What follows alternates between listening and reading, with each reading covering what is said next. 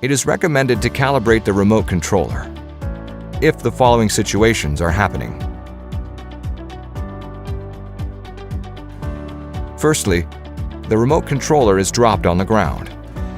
Secondly, the aircraft's flight direction does not match control inputs. Thirdly, the remote controller automatically enters the calibration procedure when it is turned on. Turn off the aircraft and remote controller.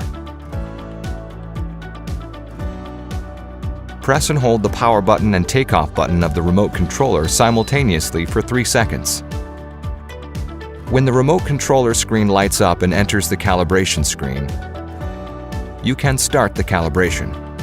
Push and hold the command sticks in each of the 8 possible directions until you hear a beep each time.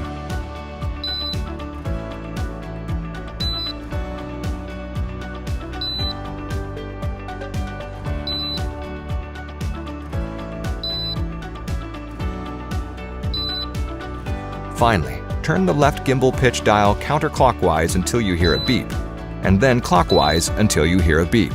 The calibration program will close automatically. Thank you for watching.